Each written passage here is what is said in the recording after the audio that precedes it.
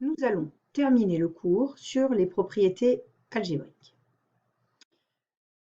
Ce sont des propriétés que nous avons déjà vues lors de la première partie du calcul intégral au sein d'exercices, mais que nous allons écrire de manière plus propre ici pour que vous puissiez les utiliser sans problème. Nous prenons f et g deux fonctions continues sur un intervalle i et ABC trois éléments de l'intervalle i classés dans l'ordre ABC, lambda une valeur réelle. Le fait que les fonctions soient continues, on sait qu'elles admettent une et donc des primitives. L'intégrale de AAA de f de t dt, on l'avait vu d'un point de vue de l'air sous la courbe entre le point d'abscisse A et le point d'abscisse A, il n'y a pas d'air, donc ça fait 0. L'intégrale de AAB de f de t dt et l'intégrale de BAA de f de t dt sont opposées. En effet, si on considère l'air sous la courbe de la fonction f entre l'intervalle A et B et l'air sous la courbe f entre l'intervalle B et A, sachant que B est plus petite que A, on doit rendre cette intégrale négative. L'intégrale de AAB de f de t dt plus l'intégrale de BAC de f de t dt est égale à l'intégrale de AAC de f de t dt. C'est ce qu'on appelle la relation de Schall, comme pour les vecteurs.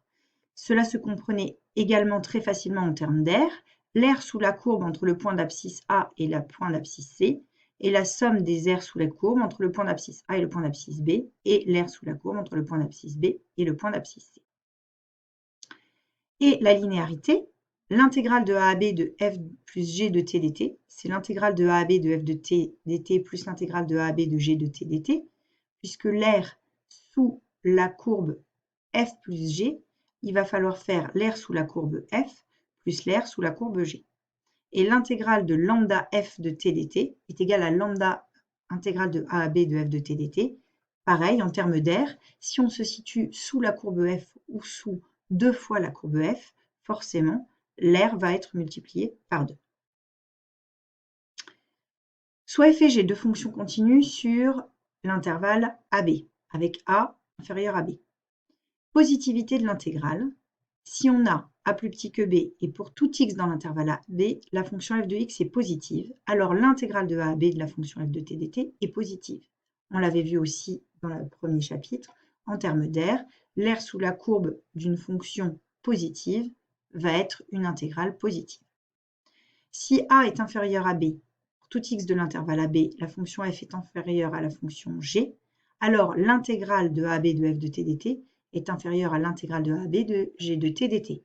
Toujours en termes d'air, l'air sous la courbe qui est située la plus basse est inférieure à l'air sous la courbe située la plus haute. L'inégalité de la moyenne, si f est comprise entre m et grand M, pour tout x de l'intervalle AB, alors l'intégrale de AAB de f de t dt est comprise entre petit m facteur de b-a et grand M facteur de b-a. On l'avait vu parce qu'il suffit de considérer que f est compris entre m fois 1 et grand M fois 1. Et si on fait l'intégrale de 1 entre a et b, on obtient b-a. Donc on obtient petit m b-a et grand M b-a. Ceci représente deux fonctions f et g.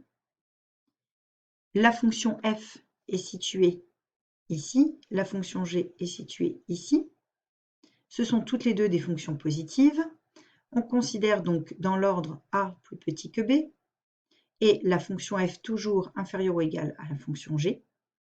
Alors l'inégalité intégrale de a à b de f de t dt est inférieure ou égale à l'intégrale de a à b de g de t dt s'interprète de façon immédiate en termes d'air.